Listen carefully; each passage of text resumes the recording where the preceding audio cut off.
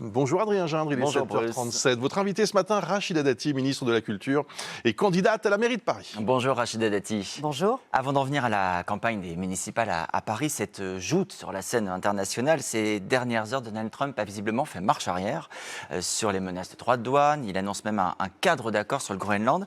Avant cela, il avait tout de même ironisé sur le président français. Il dit d'Emmanuel Macron: j'ai écouté son très beau discours avec ses lunettes de soleil. Il a essayé de faire le dur à cuire. Dur à cuire, dit avec ironie en l'occurrence, il faut le prendre comment? Il y a une part d'humiliation de la France là? Donald Trump, c'est son tempérament et son caractère. Il est comme ça avec tout le monde. D'ailleurs, l'inconstance dans ses décisions ou dans ses visions. Mais aujourd'hui, le sujet, c'est de porter une voix forte.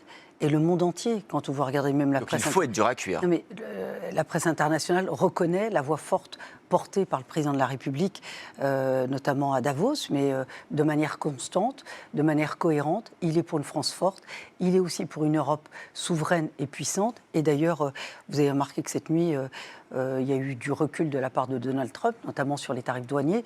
Et donc, il est important de continuer, de maintenir cette pression, mais de continuer à porter cette voix forte. C'est le seul moyen. Là, tout n'est pas réglé, hein. Mais déjà, il y a eu un recul majeur de la part de Donald Trump. Sur la forme, alors on doit reconnaître à Donald Trump un parler-cash hors norme, c'est le moins qu'on puisse dire. Quand vous lisez, vous, des commentaires qui, en France, dans la campagne des municipales, vous qualifient de Trumpiste, alors pas sur le fond bien sûr, mais dans la manière de faire de la politique, vous le voyez comme un hommage, vous assumez une part de manière différente de faire de la politique? Vous êtes journaliste, c'est quoi être Trumpiste? Ah bah, à vous de nous le dire. Comment non, vous c'est à vous de le dire, parce que vous aussi, vous utilisez ces termes. À titre personnel, non. Mais comme journaliste, vous l'utilisez. Est-ce que lutter contre les discriminations, c'est Trumpiste? Est-ce que lutter contre les inégalités, vouloir, par exemple, un service public fort? Moi, je suis pour un État fort. C'est une insulte pour vous? Non, mais vous me demandez oui. à quoi... comment vous qualifiez votre style à vous? Alors, ça, c'est une autre question. Je vous la pose. Moi, je vais vous dire, mon parcours politique, mon engagement politique, c'est pas fondé dans les livres ou par utopie ou par rêve. C'est ma vie personnelle qui m'a conduit à un engagement politique. Parce que j'ai subi, on a connu des violences, on a connu des moments de tragédie. Moi, j'ai connu des moments, j'allais dire, d'obscurité, voire d'obscurantisme parfois. J'ai eu un mariage contraint. J'ai dû fuir aussi certains endroits. J'ai fui pendant 3 ans la France.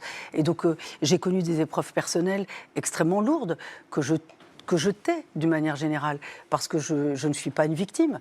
Je me suis battue pour ce que je suis aujourd'hui, et aujourd'hui je me bats pour que des gens comme moi puissent aussi réaliser leurs rêves et lutter contre des cauchemars qu'on peut vivre au quotidien. Ça sert à ça, la politique. Ça sert à changer le destin des gens. Ça sert à améliorer la vie des personnes. Ça sert aussi à tendre la main aux autres. Voilà comment je résume mon engagement politique. Mon engagement politique, il est indissociable de ma vie personnelle. Et ces combats, ce sont des combats continus, ce sont des combats de vie. Voilà, donc si je voulais résumer mon engagement politique, c'est un combat de vie. Il y a une question depuis cette campagne, depuis le début de cette campagne, à laquelle vous n'avez pas répondu, et pourtant, vous parlez toujours très clairement. C'est la question de l'alliance. Tous vos adversaires, de gauche, Emmanuel Grégoire, le candidat Renaissance Horizon, Pierre-Yves Bournazel, vous disent: est-ce que oui ou non, au second tour, vous excluez formellement une alliance avec la peut-être conquête Sarac-Info? Je vous connais assez, Monsieur Gindre, je vous connais assez. Je me suis exprimé très clairement. Je veux dire... Alors dites-nous, parce que comme dirait la l'autre, réponse n'a pas été comprise. Vous n'avez peut-être pas compris. Monsieur Gindre, la politique, c'est du sérieux. Vous savez, moi j'ai une équipe sérieuse, une liste qui rassemble toutes les tendances et sensibilités politiques, y compris la société civile. J'ai une équipe compétente, expérimentée, ancrée sur le terrain, qui travaille pour les Parisiens, pour Paris, depuis de nombreuses années. Vous ne répondez pas à la question. J'ai un projet clair. J'ai une liste. J'ai annoncé mes têtes de liste hier. Regardez les têtes de liste. Arrondissement par arrondissement. Arrondissement par arrondissement.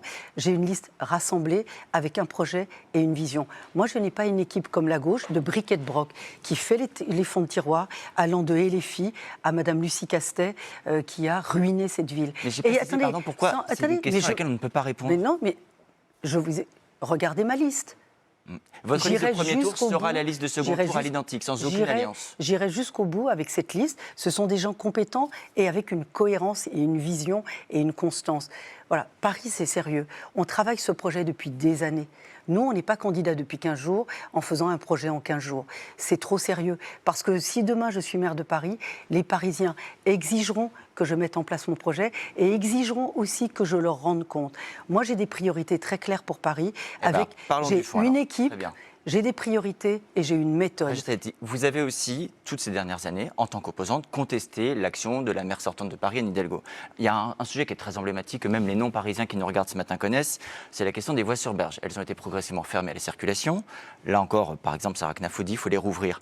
Pour vous, c'est non. On conserve la fermeture des voies sur berge à la circulation automobile, comme décidé sous Bertrand Delanoë et Anne Hidalgo. C'est quoi les voies sur berge aujourd'hui, Monsieur Gindre? Vous y allez, c'est pas très loin d'ici. C'est une route fermée à la circulation. On y voit encore des trottoirs qui sont dégradés et même des anciens passages piétons, avec des aménagements éphémères, à coups de palette. On défait des pots avec des plantes qui sont totalement dégradées. Moi, j'ai travaillé ce projet, je l'ai présenté en octobre dernier, d'ailleurs chez vos confrères de la Tribune. Ce projet, il a été travaillé avec des architectes, des urbanistes et des perspectivistes.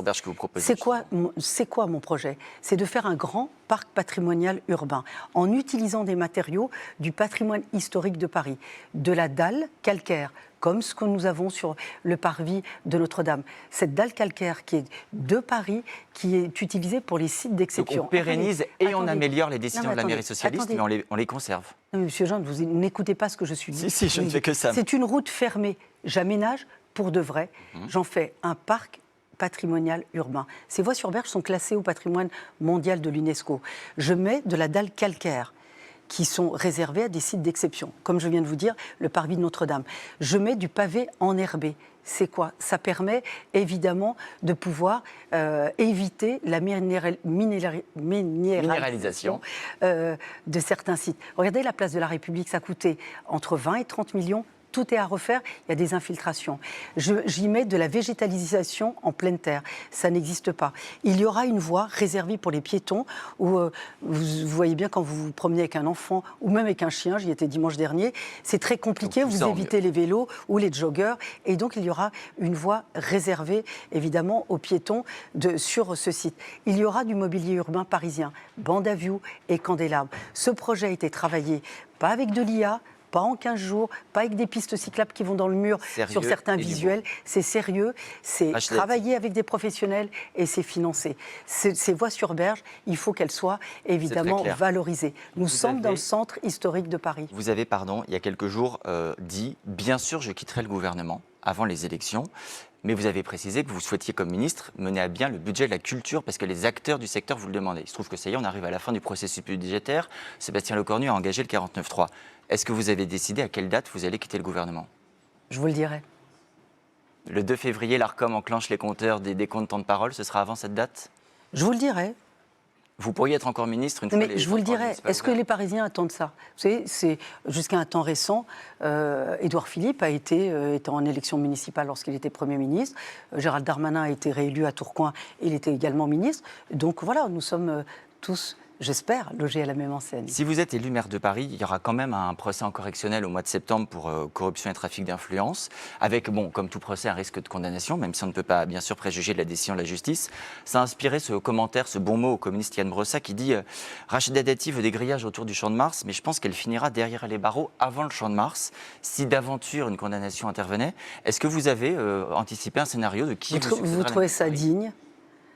Vous trouvez ça digne? Vous trouvez ça à la hauteur? Moi aussi, je suis très confiante. Là, aujourd'hui, le sujet, pour M. Grégoire, pour M. Brossat, pour M. Béliard et pour les Parisiens, toutes les études, tous les sondages démontrent quoi? Qu'il y a une attente forte de la part des Parisiens d'une alternance. Oui, par exemple, Marine Le Pen dit si je suis condamnée, ce sera Jordan Bardella, c'est pas un tabou, elle le fait, elle le présente, elle le dit. Je peux juste terminer quelques phrases, si ça vous intéresse. Je pense que ça peut intéresser vos téléspectateurs. Il est important, aujourd'hui, pour les Parisiens, de leur dire ce que nous allons faire. Le 15 mars, il y a une échéance importante. Ils attendent une alternance, c'est un moment historique. C'est soit, évidemment, on change Paris, et je suis la candidate la mieux placée pour changer Paris et incarner cette alternance, soit on continue avec 25 ans de gauche qui ont abîmé de manière inédite Paris comme jamais. Depuis 25 ans, la gauche qui est au pouvoir, qu'est-ce qui ferait que par quel miracle, demain, ça serait mieux. Aujourd'hui, quels sont les constats, quel est le bilan de cette équipe? C'est une ville que les Parisiens fuient, que les enfants fuient. 136 000 Parisiens ont quitté Paris, 40 000 enfants ont quitté les écoles de Paris. C'est une ville où la délinquance et la saleté explosent. C'est une ville où il n'y a pas d'apaisement dans l'espace public. Ce n'est plus une ville inclusive. Une capitale, ça doit attirer, ça ne doit pas faire fuir. Et une dette qui aujourd'hui est à 12 milliards d'euros pour une ville qui a un budget de 10 milliards.